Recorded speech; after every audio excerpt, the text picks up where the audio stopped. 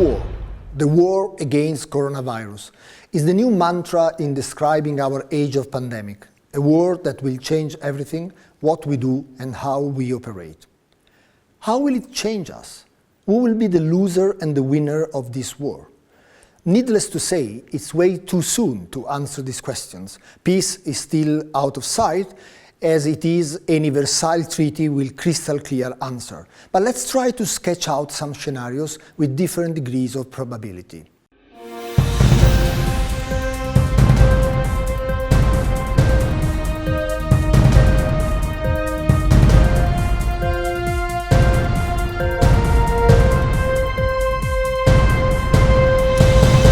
Let's start from one certainty.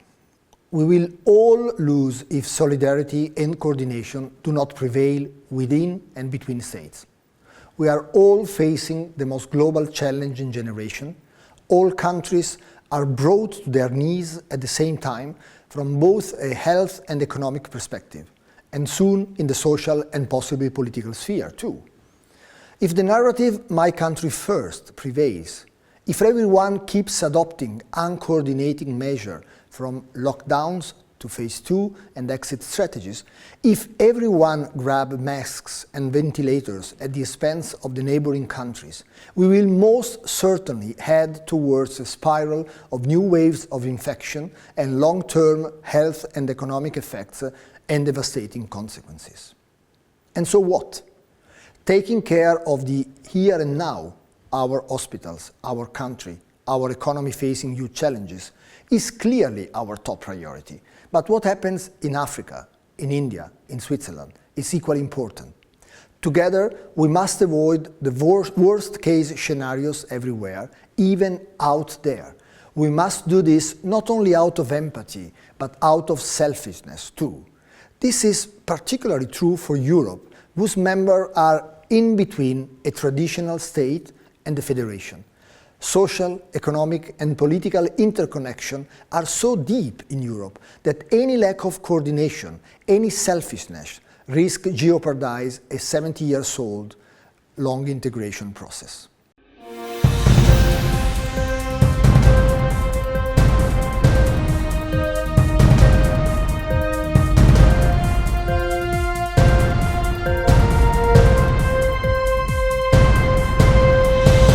Second, certainty.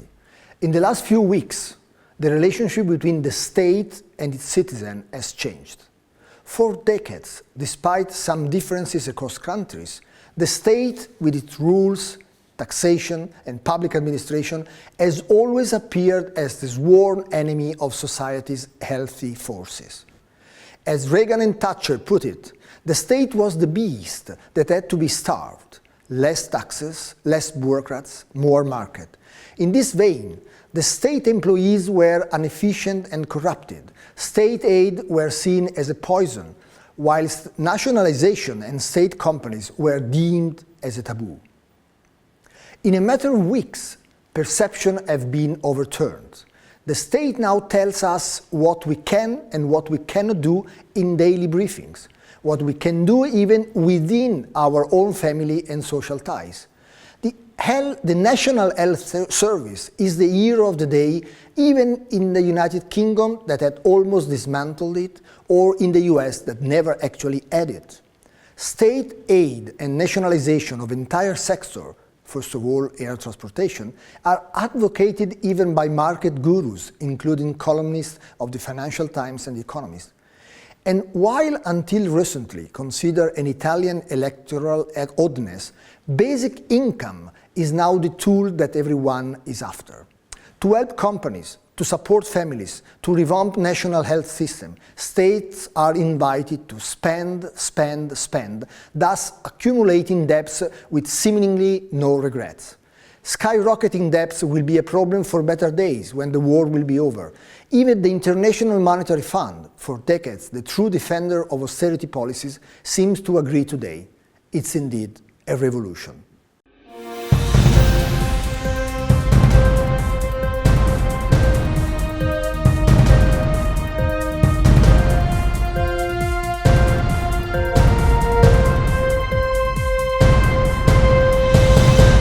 can go so far as to say that this is not simply the state that has made a comeback. It's above all the authoritarian state, which is able to decide and act quickly with a firm hand also in today's crisis. This is anything but a new topic. For years, we have witnessed the ongoing challenge between the fragilities of our democracies and the strength and long-term planning power of authoritarian countries. Nowadays, it may seem that China, the tip of the iceberg of the illiberal world, is walking away a winner at the expenses of the United States, the tip of the iceberg of our liberal world. At a first glance, it is certainly so. It all started in China, where it also perhaps quickly ended, due to the strict measures that seemed impossible to match by the rest of the world just 2 months ago. This showed, indeed, the strength of the authoritarian state at its best. However, it is too early to say the last word. In 2 months, we, the liberal world, have changed a lot as well, adopting the same measures which seemed impossible in democracy, and over the next few months, China may change a lot too. The global economic crisis will weigh on Beijing as well, and the single-party state will have to go through rough challenges. History tells us that authoritarian systems have always been brought down by wars and deep crises. What is certain, according to the IMF, is that China, despite facing the biggest slowdown in decades, is set to lose less than everyone else and might even recover better than anyone else in 2021. It is also clear that China and Russia are currently doing what America has always done in past crises, sending aid to those in need as a means of political propaganda. Chinese cargo at Fiumicino Airport in Rome, carrying tons of medical equipment, and Russian army doctor helping Italian hospitals are images that will remain etched in our collective memory. All this happens amidst increasing rumors of the US government maneuver to grab masks and ventilators already sold to European countries, with sudden changes in the route of cargoes, as well as it attempts to buy an experimental vaccine by a company based in Germany to benefit US citizens only.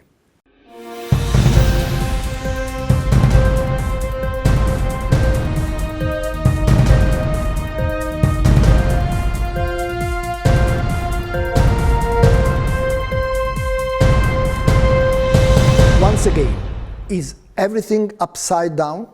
Are historical alliances shifting? Does we no longer include the US but Russia and China? It is clearly too soon to say. Aids from the Marshall Plans onward have always carried political meaning. For sure, what we have seen and what we have not seen is going to leave long-lasting scars and further complicate working together at multilateral level in the near future.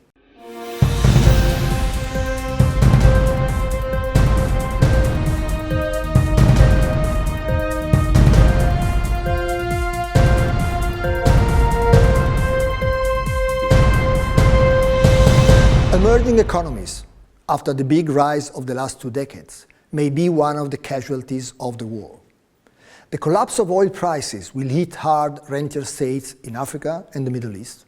The commodity crisis is affecting half of the world, from Latin America to, again, Africa. Stay at home in countries where informal jobs on the street are the only way to earn something and eat every day can turn into a social and political challenge for dozens of countries, as we have started seeing in India and Brazil. This could heavily turn into a vicious circle of recession, social unrest, political instability, recession again, which was so common before the emerging started to emerge.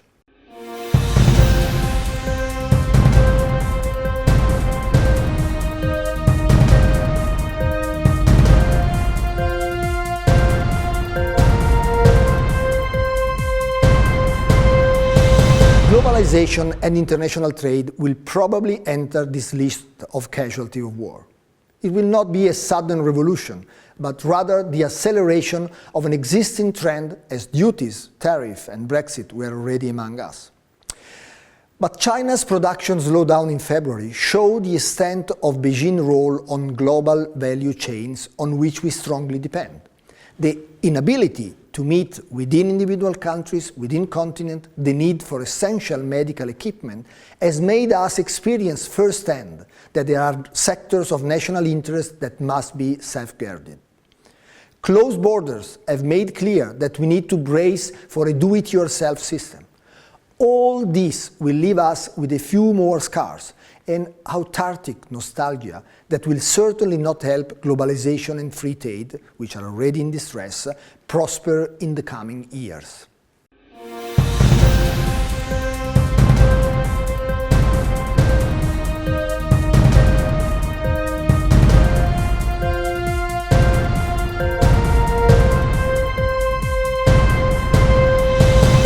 It may look like Trump's revenge. From an ideological standpoint, the US president, criticized by everyone for his direct attacks through duties on free trade, will indeed feel less lonely, but he might find himself much more alone and politically isolated at home.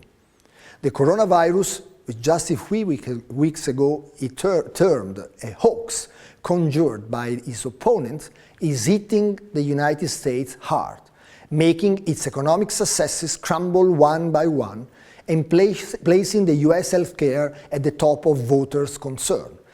It's certainly no good news for Trump himself, a man who has made the destruction of Obamacare his political flagship since the beginning of his term as president. We thought that we had to get ready for another 4 years of Trump, but everything might now be changing for him too, due to this war, a war that could still be raging when voters turn up at the ballot boxes, granted that they are physically allowed to do so, and we are not sure.